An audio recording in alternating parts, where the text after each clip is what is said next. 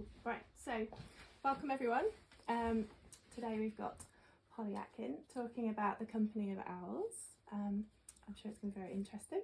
I've read it already, it was fabulous, so hopefully you'll love it too. I'll let Polly start. So welcome everybody, thank you for coming out on this very frosty, very cold night, and sorry we don't have Katie Hale with us, who is going to be interviewing me, but she is poorly, so she is tucked up at home in bed where she should be, and not coming out into the cold, for which we shall forgive her, and is entirely the best place to be. I should also say at this point as well that I had a bit of a sad day today, so if I suddenly burst into tears midway through this evening, it's nothing to do with any of you or anything you've done. It's entirely me. I'm going to start by reading a little bit from the introduction. So what I'm going to do is I'm going to talk about the book a little bit, read some bits from it for about 20 minutes, and then hopefully have some questions from you and see where we get to. So I'll read a little bit from the introduction, which explains what the book is doing, and then I'm going to give you some tastes of some different parts of it. So this is how it begins, which is my elliptical way of explaining what I'm doing, and then I'll tell you how the book began. Let me tell you about my neighbours, the owls. Let me tell you what I have learned of them, the ways of them, over the years I have lived alongside them. Their lives of night hunt and day rest, their lives amongst trees and their lives amongst houses.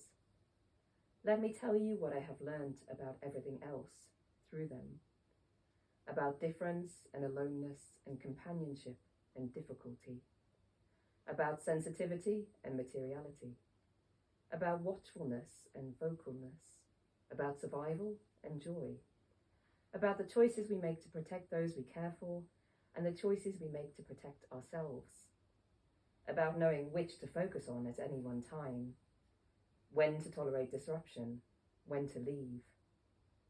Let me tell you what I know, and let me tell you about everything I don't know. This too is a kind of knowledge you might find in a twilit wood, or in the small hours as you sit alert, listening for proof that you are not the only living thing left after all. For a long time, I knew I lived amongst owls, but I did not see them. This is how it is for so many of us. My first year in Grasmere, I lived in the attic room of a Victorian cottage shared with two other humans, my bed tucked under the eaves. I would hear owls at night, so close they sounded as though they were sitting on the outer sill of my one small window. I recognised them from their voices as tawny owls. The owls of the woods, the owls of picture books, who give us the sound we are taught as children that all owls make, to-wit, to-woo. The sound notated by Shakespeare and Thomas Vertor, and by William Wordsworth, whose writing had brought me to this place. The owls of my own childhood home, the only kind I'd ever seen in the wild. So I knew enough to know who they were as they sat above and around my attic bedroom, one calling, into the starlight, another answering, whoo, whoo. I imagined I could feel them peering in at me, could hear their beaks tap against the glass. But if I drew aside my makeshift curtain, there was never any sign of them. Still, I knew they were there, maybe perched on the lintel just over my head. In the winter, as I lay shivering, watching my breath cast icy planets into the cold room, it comforted me to think of their warm bodies beyond the frost-scrawled glass. There was life out there, life going on. I realised they must live in the trees of the gardens or the woods above Town End and come down at night to hunt around the little hamlet whilst we humans were all tucked up away and out of sight. I knew the slate walls of the cottages and their yards were wriggling with bankvoles and weasels and wood mice and slow worms, a veritable feast for my neighbours, the owls. One warm night in my first summer here, a barn owl swooped over the beer garden of the pub as I sat out with friends, a pale spectre blotting out the stars for just a moment as I happened to look up. No one saw it but me. It might as well have been a ghost. I caught no sight of the tawny owls, though I kept on hearing them. I heard them calling from the woods at night and on winter afternoons. I heard them from every room I slept in. 10 years passed in which I never saw them, in which there were voices in the dark that may as well have had no bodies. I moved out of my attic and down to Lancaster, then home to Nottingham for 10 months, during which time my parents moved from the house I grew up in with its owl-friendly garden to a smaller house with a neat and manageable yard. I moved back to Grasmere with my partner, renting a freezing flat, then a flooding cottage at the north end of the village, next to a wood from which owls would call at night. Still, we never saw them. Only late one night on the drive back from Manchester, a tawny owl flew from the shore of Rydalwater over the car as we wound along the lake road. I thought it was going to hit the windscreen, but it skimmed over us and away. We'd been in Manchester to hear Nico Cates play. She had sung her song with the line, "My love, I'm an owl on your sill in the evening." And we'd sung along, inside and outside the glass of the window ourselves. We knew the owls were around us all the time. We suspected they simply did not wish for us to see them. We respected their position. Who wants to be overseen as you go about your daily, nightly business? We knew they were there, like a new moon. We did not need visual proof. Eventually, we found ourselves back where I began my life in Grasmere, renting a 17th century farm labourer's cottage, right next to the house where I'd once haunted the attic. And once again, living with the owls' nightly visitations. Owls on the roof and the windowsill all winter, owls singing me to sleep, owls keeping me company when sleep will not come or the noise of my body will not let me sink into it. Eventually, owls visible to the human eye. So this book is about those owls visible to the human eye, and it follows through several different iterations of owls who I finally get to see and get to observe in the woods around my home in Grasmere. And it begins with an owl I call Midsummer Owl because we first see her on the summer solstice in 2017, and then follows an owl I call Lockdown Owl, who we saw very frequently during 2020 and 2021. And I won't spoil how we end up with another owl who eventually has a trio of owlets who we were very lucky. The very day I agreed the contract for this book, I'd already been following these owls around and writing about them. And the day we actually agreed the terms of the contract, we walked past the owl box where we knew they were nesting and saw this trio of tawny owlets sitting on the balcony. And those owlets become the centre of the book in a lot of ways. So I kind of follow them about and watch them. And through watching them and the way that they respond to each other, I learned a lot both about owls that I didn't know and also about humans and human relationships too. Because what struck me watching these owls over and over again is that they were just like any children, just like any human children, any other creatures that we know. They played, they bickered, they protected each other, they got hungry and they got bored. And it was quite an extraordinary experience to be able to watch them, and something that hasn't been repeated since either. It was a very special thing. So I'm going to read you some other little sections from later on in the book, partly also because tawny owls are not the only owls in the book. So we might in questions get to thinking about some of the other owls that we know live in Cumbria and in the Lake District. I'm not going to do a quiz and ask you if you know how many, because I'm sure some of you do. But I'm going to read a little bit about some other owls who I go and see. Partly because I want to embarrass my friend Ange, who is here, who is in this book, and enabled these visits. So this section is called Day Owls on the Lonely Moor. Does anyone know what a moss owl or a bog owl is? Other than Ange, obviously. You're cheating. So they're short-eared owls who often live in these high places. Has anyone seen a short-eared owl? Yeah. They're absolutely amazing. I was talking to Amy Littrop recently, and she reminded me that in Orkney they call them catty-faced owls, which is a wonderful term.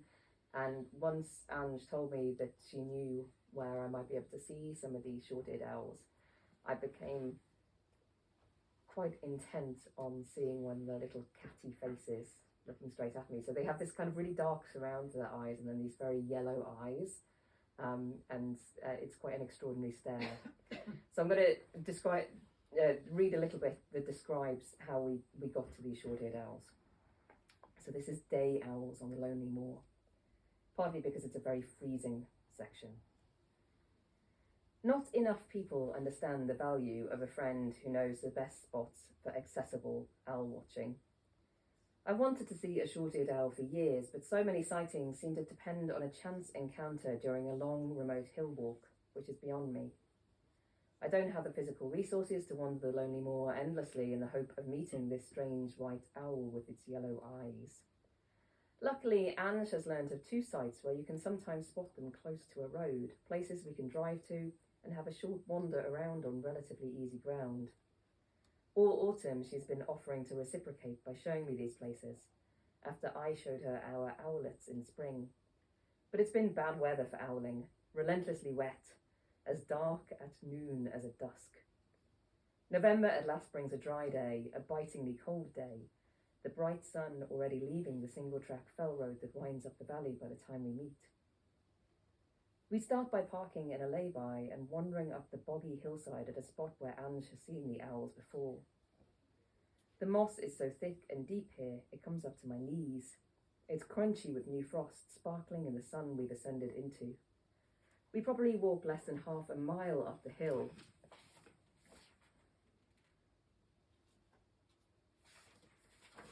But it's such hard work, it feels much further. It's been so wet the channels in the moss are running with water and everything is so spongy it's like stomping over a giant pillow. I think of the cat crossing the bed behind our heads in the night and panicking when she reaches a point that's too squishy, where she doesn't trust her paws to the surface. It's hard work walking on the moss, like walking through deep snow, but also strangely comforting. If you fell, you would bounce back or sink into it as into a memory foam mattress. We keep stopping to look and listen for signs that we're already aware were hardly subtle in the landscape. I've been watching videos of short-eared owls displaying in the sky and listening to their low, throaty hoots, as though that will help. As we walk, I tell Ange about how they don't call out to each other so much like tawnies do, but instead use visual signs because they're more often out in the light. They communicate by wing movements and swoops. At least, this is what I've read. I say it out loud. I wonder how true it is. Later, I watch more videos and realise it's not quite right. As they fly, the displaying birds are hooting all the time. It's more that they also have a visual language of flight patterns and the additional auditory language of rhythmical wing claps, a noise that can travel far over the windswept flat places in which they choose to dwell. Short-eared owls are the only day-hunting owls to live year-round in the wild in Cumbria. They're also our most nomadic owl, migrating large distances and often seasonally. Their numbers here grow in the winter as residents are joined by birds from Scandinavia, Russia and Iceland, seeking a gentler version of the season. In 1794, John Heysham calls him a passage visitor only to these parts, an opinion still largely held almost a century later by Reverend Hugh Macpherson. Macpherson writes in 1886 that the short-eared owl is a widely distributed winter visitant scattered over our mosses for the winter. In 1892, in his A Vertebrate Fauna of Lakeland, he adds more detail from other ornithologists, noting sightings of flights of these owls in the turnip fields near Brampton, made by Captain Johnson, and of groups of 6 short-eared owls working together on Walney Island, beating the ground for mice between 3 and 4 in the afternoon, as seen by W.A. Dunford. He admits, for my own part, I have not met with the owl in Lakeland, except in very limited numbers. I absolutely love this vision of these owls kind of working together to beat these mice out of the turnip fields. What an absolutely extraordinary vision. Short-eared owls are known as bog owls or marsh owls or moss owls here in Cumbria because of their chosen habitat. Moss, obviously, as we know, is a word descended from the Old Norse that means bog or moorland and remains in the names of many Cumbrian bogs today. A moss is a place that is indeed replete with mosses. A moss owl is an owl that dwells in such a place, depends on such a place. And obviously a lot of those places are now under great threat as well. Short-eared owls nest on the ground in hollows scraped out and blanketed with mosses, grasses, feathers and down. When I first read this, I think of a hare's form and also of Dorothy Wordsworth, lying in a ditch in a fellside wood and staring at the sky. I think of burrowing down of going to ground. I think of lying down and rolling a blanket of moss over myself. It's such a different way of living compared to the tawny owls I'm used to. Their love of high hidden places, of cavities, of enclosure. To be shut in on all sides by a dark you have carved out to fit you perfectly. Or to lie down in the lowest place you can find. To make that low place lower. It seems so precarious to choose the ground, when the ground is host to so many predators, so many antagonists, animal and human. I can't imagine choosing to put your eggs there when a fox could stumble over them any time, when a human boot could smash them, accidentally or deliberately. As you might imagine, on that day, we don't see any short-eared owls. And we're just about to get back in the car, the light lilac, tangible. Our breath bugs up the frozen car when we get back to it, so we sit with the ignition on for a minute. I get out again to walk around to try to avoid seizing up entirely. I cross the road and stare out over a sea of frozen bog, the steeply rising cliff of the opposite hill. The very last of the light turns to ice in my chest. Time to go. I've put the lens cap back on my camera, my bum on the seat, and I'm swinging my legs in, my hand on the car door, pulling it shut when I see a pale shape rise from the bog across the road. I lose all cool, shout at Ange, "Is that an owl? Is that an owl?" I literally shouted. Probably still reverberating actually around there. So frantically that I can't even begin to articulate where I'm looking, though I manage to point. We leap out of the car again, tumble over the road as the bird dips down and up again. My fingers are so cold and I'm so excited I can't turn my camera back on before the bird drifts over the moor and away from us. We can track its movement, white against the frosty ground, only because we saw it set out. By the time it lands again, it is too far away to see clearly, but we watch all the same. We can feel its eyes on us, though it's only a speck, a smudge on the moss. We watch it until we can't feel our faces, our hands. It doesn't take long. All afternoon we've been telling ourselves, each other, that it didn't matter if we didn't see an owl, that looking was enough. It was enough to be there in the places where the owls had been, would be. One thing I've learnt over the years, you can't go out expecting to see an owl, or deer, or any wild creature. If it's true, as popular beliefs hold, that animals can sense human fear, then I'd wager they can sense human greed too. And what is my desire to see an owl above an owl's need not to be witnessed, but a form of greed? We're very lucky. We did see a short-eared owl, and we saw a short-eared owl somewhere else as well. But there are two other kinds of owl that are peripheral in this book, who live in Cumbria, who I haven't yet seen live in the wild, and are still kind of floating around there on my tick list. Have we got? Is that about? That is about 20 minutes now. So I'm going to open it up for you to ask me some questions now, and you can ask me anything you like, or I can tell you a bit more about the book. See how it goes. If anybody has anything that they want to ask. Yeah, go ahead. It's an observation, really. Yeah. Living in Brittany, the room I'm sitting in, I'm as far away from you as I am from a fireplace. Mm-hmm. It's summer, so there's a grill over where the fire is. I hear a scratching behind the grill, and with all the bravery that I can summon, thinking it's going to be a mouse or a rat. I got a rolling pin, pulled the grill up, and it was a barn owl. Ah, amazing. I've never been close to a barn owl, ever. And I haven't been close to a barn owl since. But I just walked over to the door, opened the door, thinking it's just going to fly out. And I came back and sat in a chair, literally as far away from it as I am from you, and it didn't move. And it sat there looking at me. Like, what are you doing there? Yeah, and I'm sat there looking at him, or her. It obviously fallen down the chimney. And my partner came in through the door, that frightened it, and it flew out of the door. Some barns on the top of the hill where obviously it lived, and all the way up there it was mobbed by crows. Oh yeah, I bet. But it was obviously terrified. Are you surprised at an owl? And I must have sat there looking at it for 3 or 4 minutes. Yeah. And it wasn't making any attempt to move until she came in through the door. Yeah. Well, it probably gone into that kind of fright or flight mode that the wild creatures do have sometimes, where they'll just, if I'm very still, because we see this a lot, we have a lot of herons around us as well.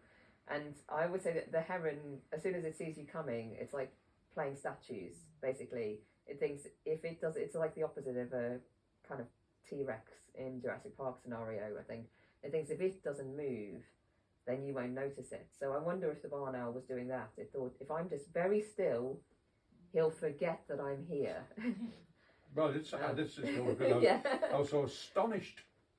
Or it might just have been gathering its breath as well, kind of thinking, oh, that was a bit much, wasn't it? Because it is, isn't it? Like falling down a chimney, where it would be quite an experience. I'd like to think he was thinking, oh, he looks all right, I'll stay here. Yeah, well, maybe he was. Maybe he was thinking, this is a nice barn. It's slightly upgraded from my normal scenario. I could just stay in here.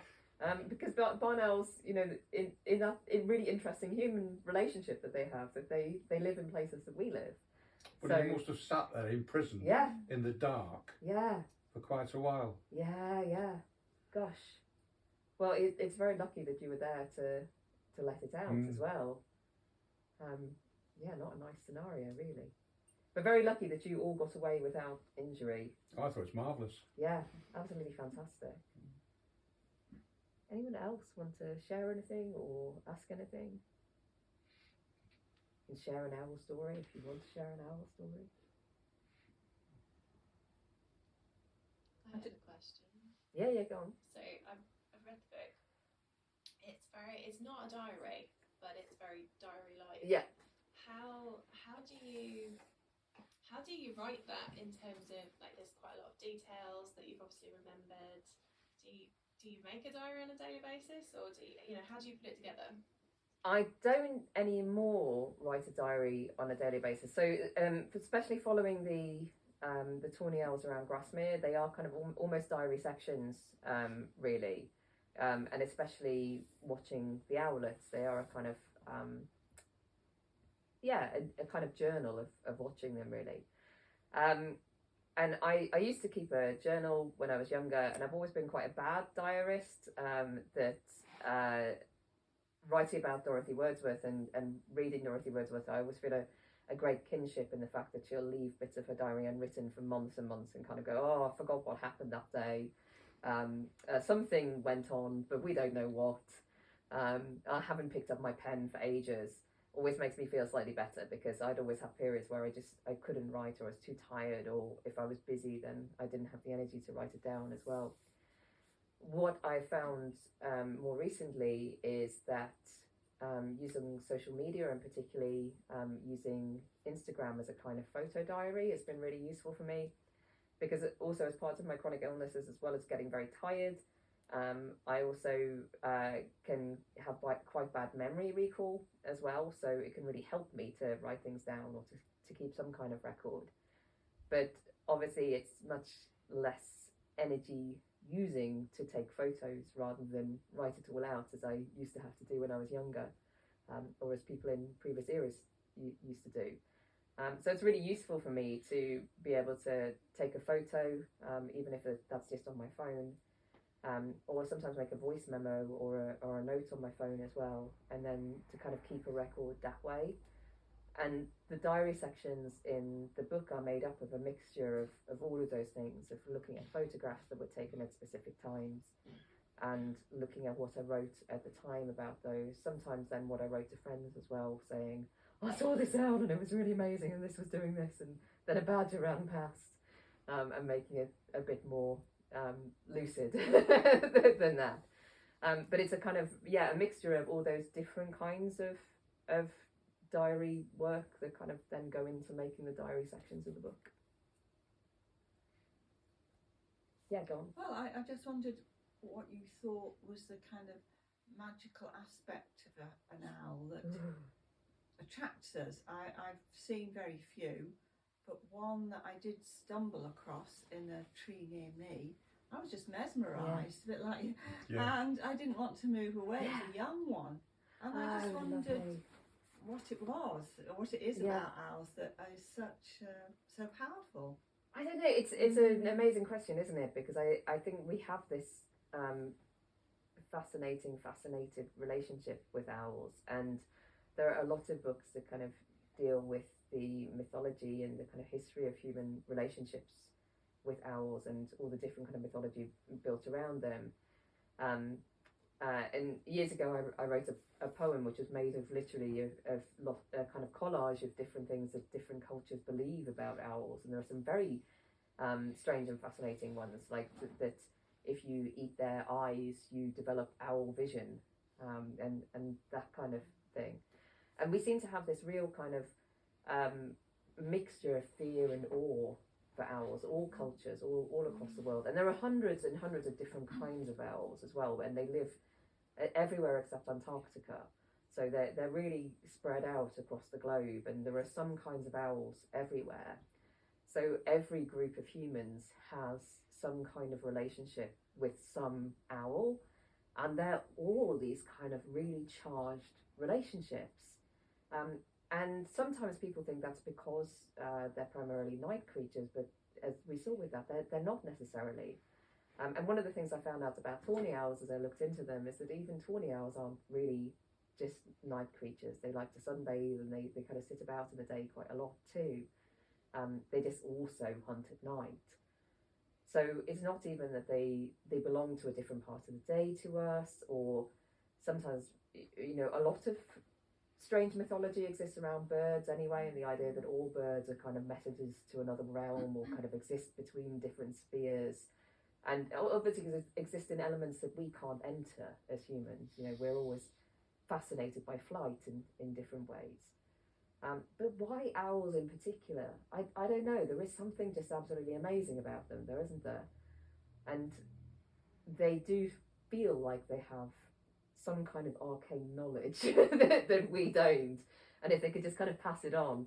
Sometimes you do think when you look at an owl and an owl looks at you that it, if you could just know what it was thinking, you'd know everything. But we can't. And probably the owl is just thinking, I'd really like a vole right now. And we're projecting all of this onto them. But I don't know what makes them so mysterious and so fascinating, but I am fascinated by them. I'm really interested in what you said about them at night time. It really resonates with me that listening to owls at night is so comforting. Yeah. And again, I guess it comes down to that sort of, I just wondered what you thought about that and how your personal experience of that, and maybe what you've read about other people.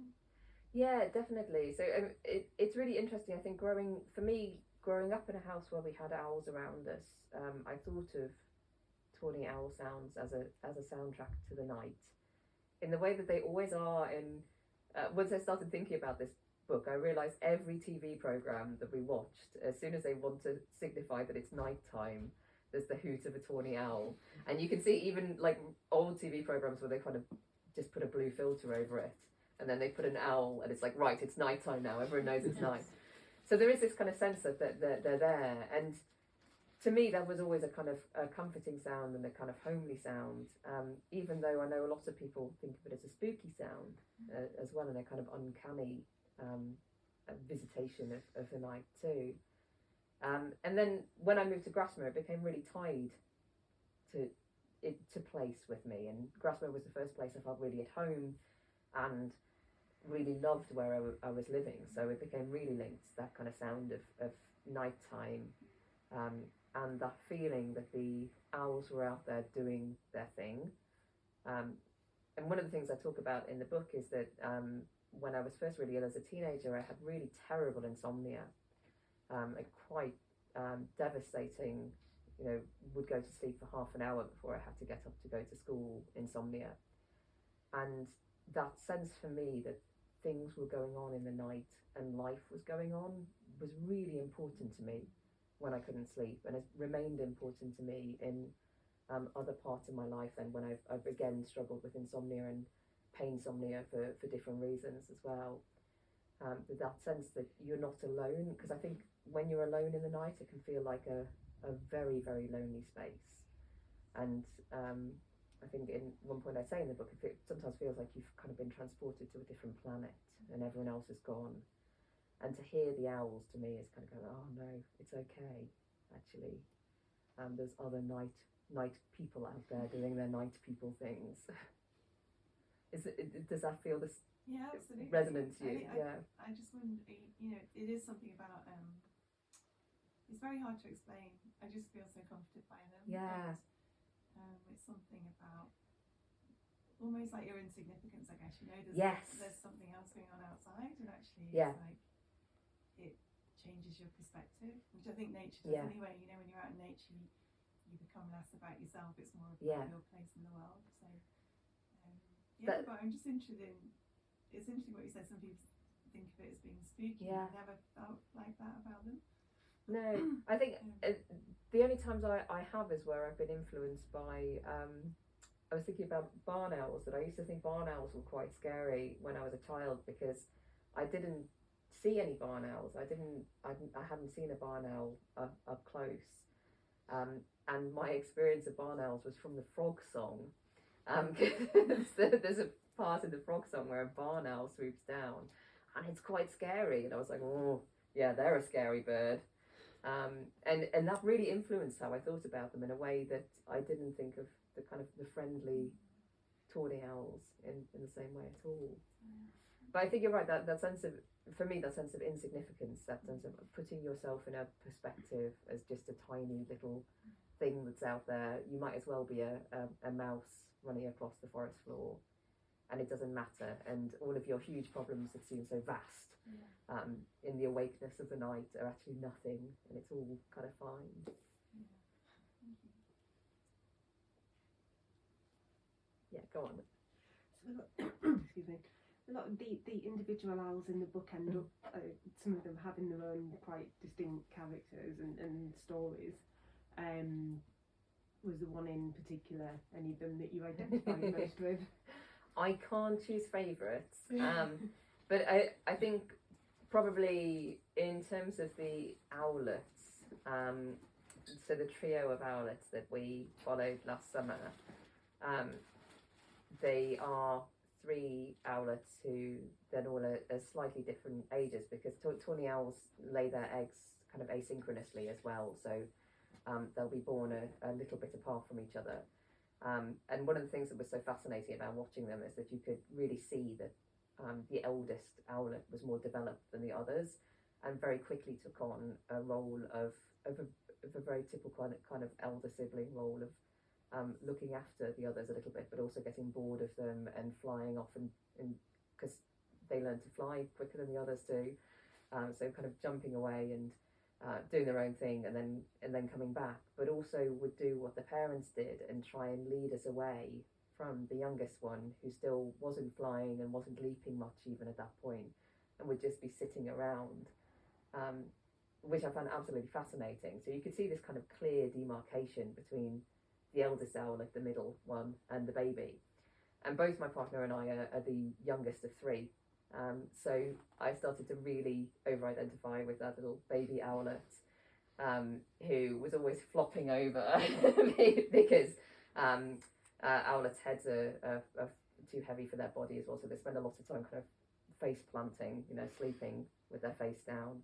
And there was one time when then they got up and the baby owlet had a kind of moss bib attached under their beak, which obviously they'd fallen. I don't know what had happened actually, whether they'd tried to eat a bit of tree, whether they'd fallen asleep on the tree and it got stuck, but the whole of the rest of the day and evening they had this kind of triangle of moss stuck to their front. And then the middle one kind of got a bit older and was leaping around much more as well, and then baby was still kind of sitting there going, oh, we're left behind, what's going on? Oh, I'm really bored, why won't anyone talk to me, why won't anyone play with me, when can I leap up as well? And I strongly identified with baby owlets at that point as big littlest child energy. But eventually, of course, they did take to the trees, and it was all happy for all of them. But obviously not anthropomorphizing at all. This is literally, it's just what I observed. There's no bias in there. Anyone else want to? I think with it being so special, it's not that we see an owl, we're actually granted a sighting. Yes. And Yeah. that makes it even more special. Yeah, completely. It really feels like that if you are kind of allowed into that world, it feels like you are being kind of given permission to see them. I think what really struck me in my own experience with these owls is that what enabled me to start seeing them more often was when I started working from home, and I was freelancing and I was at home a lot more than I had been before that, and I started taking quite a regular walk, and it was just repetition, and I was walking past the same place very often that allowed me to start seeing the owls. And I don't know whether it was also that they got used to us being there as well, so there was this kind of like, oh right, it very much felt like they weren't seeing us as a threat. They'd kind of allow us to walk under them and still sit there. But it was also just the kind of charm of repetition, almost, of going to the same place over and over and over again, and different things appearing at different times. Feels a bit awkward me asking a question because I was there seeing some of yeah. What really interested me when you were writing the book was you were comparing around, there are lots of books on owls out there, and that the strength of many of them was that kind of first-hand experience and observation.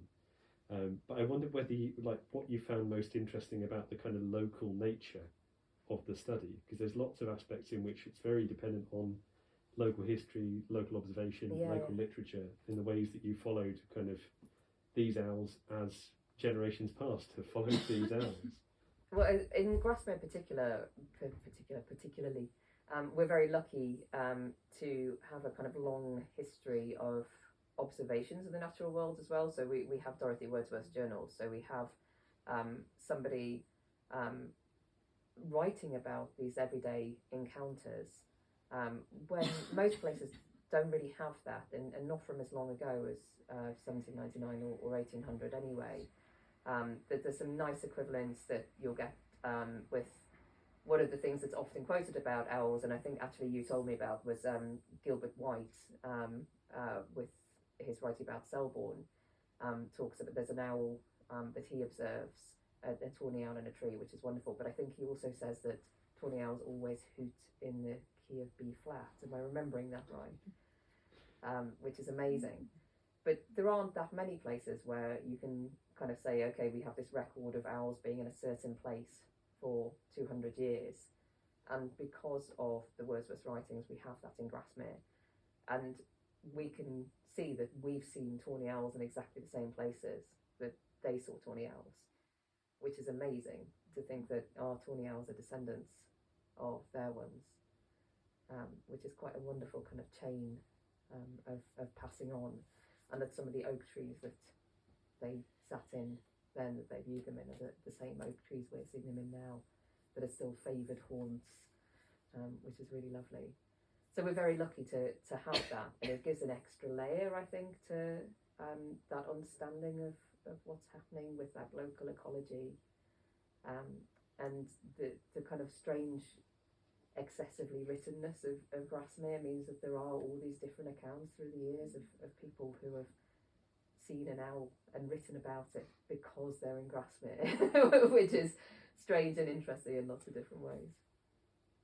And there's that novel that's just been republished this year as well, from the 1940s, that mentions it too, isn't it? Yeah, so there's a wonderful piece that I quote. So there's a fantastic Grasmere novelist, E.M. Ward, who, she's a fascinating woman who's famous for being the first female academic geomorphologist, and wrote a lot about the rocks of the coastline, but she was also a novelist, and she wrote a lot of vaguely romantic novels, often set around the Lake District, some of them set in other places.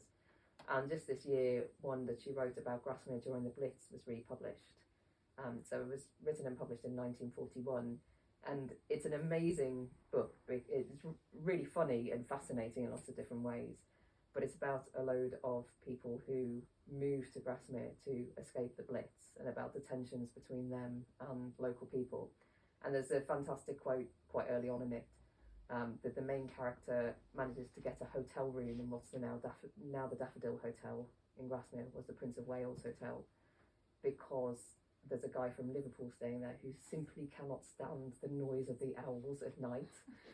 So he says, I'd rather take my chances with the bombs, and he goes back to Liverpool rather than listen to the owls keeping him up all night. So and then that enables the entire plot to unfurl, because without that character wouldn't have got his room, and so wouldn't have met the rest of the people, blah blah blah. But Ian Ward also wrote these kind of country diaries for the paper as well, and talks about owls in them too. So she was sitting there paying attention to all of these things. Anyone else got anything they want to ask? Or you mentioned a bit in the book about kind of other things that affect the owls, like tourists and people moving in. How much kind of that effect do you think is a problem? ooh. I got the impression there was kind of some tension. Yeah, definitely. So and that's even changed further from the writing of the book and from the publishing of the book, and it even in the last couple of months in some ways. So the owls that I'm following, a lot of them are living part on common land in Grasmere, part on in woodland that used to be owned by the National Park and is now in private hands. So there's a kind of tension about how that land is protected, and partly in the overgrown, somewhat benignly neglected gardens of a lot of second homes that have these huge great trees in, and lots of space that isn't very well populated. And it kind of enables them to carry on and go about their business without anybody really noticing. And there's a kind of peculiar tension in that between the desire to see places lived in and the acknowledgement that I think if they were lived in, the owls wouldn't be able to go about their happy business quite so much. One of these houses, though, that the owls live in is up for sale at the moment. And the farmhouse across the road has recently been redeveloped, and there was a beautiful bank barn there that a barn owl used to live in, which is now a supposedly local occupancy house, only just sold for £800,000, which doesn't sound like local occupancy to me for a 2-bedroom house. So there is no barn owl, there's no one local living there either. So what is going on with that space? And there's a lot of tensions, I think, like that around what we're doing with space. For me, a lot of the question of the book and a lot of what I'm trying to think through in a lot of my writing is how to be a good co-tenant of a shared environment that we're all living in together. And I think the fact that so many people, even who we know living in the village, like me at the beginning of this book, hear the owls but have never seen them. We're living alongside things all the time that we don't really know about and we don't understand what they need from our environment. And if we can learn a little bit more about that and be a bit more careful and a bit more considerate, I think it will be better for all of us.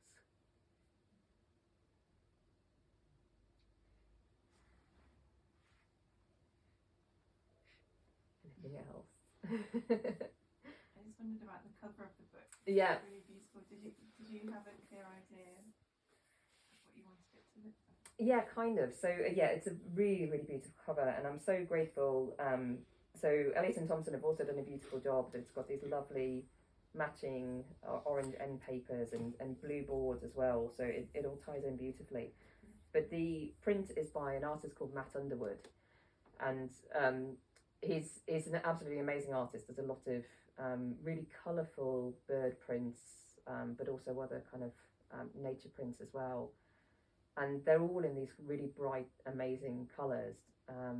But I also love the fact that this was very clearly a tawny owl as well. It's not just a kind of general owl, as you sometimes see.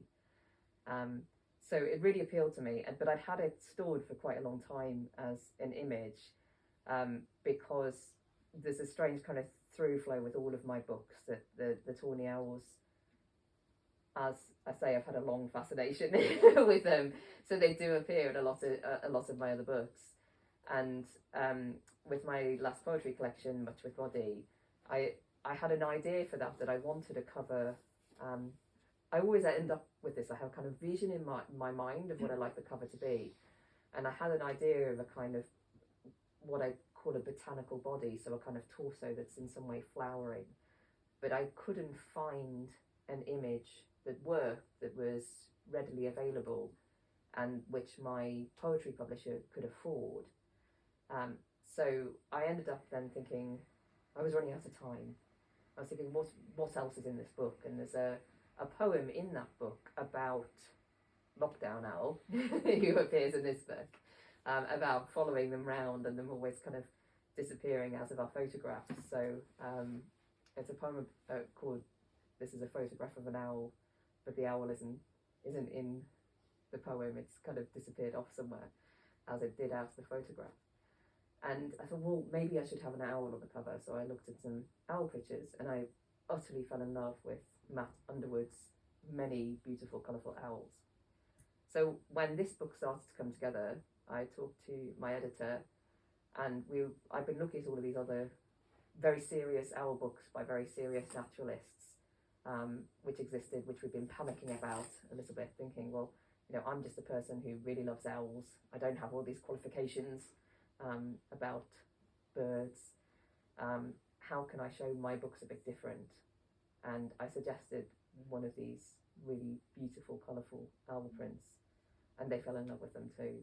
And luckily, Matt Underwood gave his permission, so we ended up with this beautiful image, which is just lovely. And yeah, I'm so pleased that it's there, because it really captures, I think, that something about, even manages to do it in so few lines, in some way, the gaze, I think, of the owl is so beautifully captured there. Have you read The Owl Service? Yes. Well, I think, again, for me, it's probably part of that childhood fascination. There are like lots of different owls from childhood that slipped into it, but The Owl Service was definitely one. Earlier than that, The Owl Who Was Afraid of the Dark, who gets into here, and Magic at Midnight. Does anyone know that? It's a book where all of the pub signs come alive at midnight, and come down, and one of them's an owl. And I used to absolutely love that book. And I also have this amazing picture book where these children kind of take go on rides on these giant owls as well. They're saved by giant owls in a kind of Tolkien-esque kind of story. So all of these different owls and different mythologies of owls really sunk in and made me think, yes, owls are definitely the way ahead.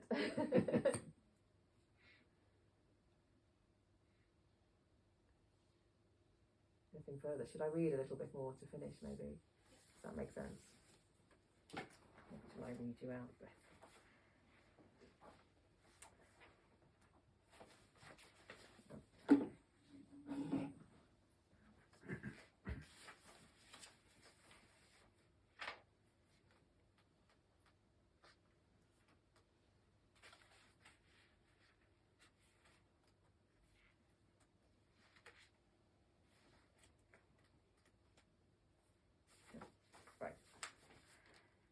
We're going to finish with hope because it's seasonal again. On the 1st of December, Will and I walk up the old road after dinner by moon and starlight to look for the northern lights. We don't see much of the aurora, just the faintest glow by the time we go out. But we do hear the owls, where the wood meets the garden, just where they were for so much of the late summer, only a few metres away from the nest. How many do we hear? I'm not sure afterwards.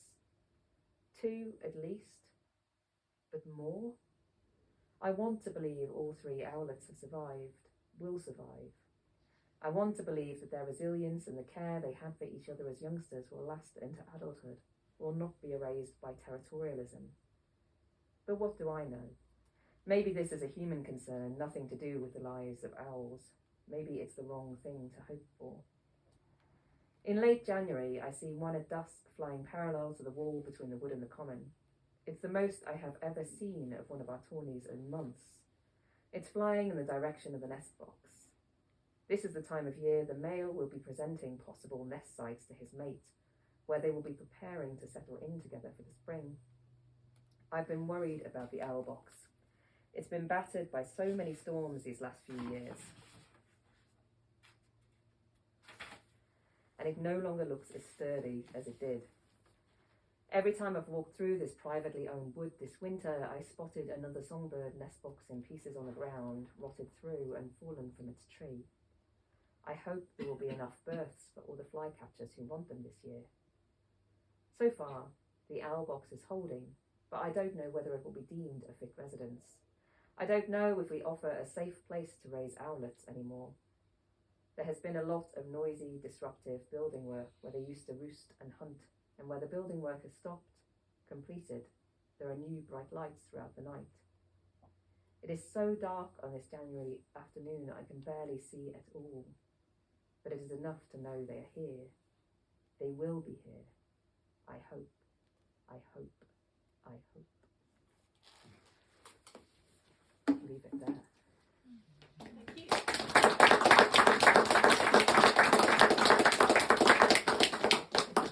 Thank you very much, Polly. Thank Are you okay to maybe sign some books? Yeah, I am, definitely. Excellent. So there are some books at the back if you wish to buy any. And I'm going to head to the front. Brilliant. And yeah, if you want to talk to Polly, I'm sure she'll be happy to. Yes. Thank you. Thank you.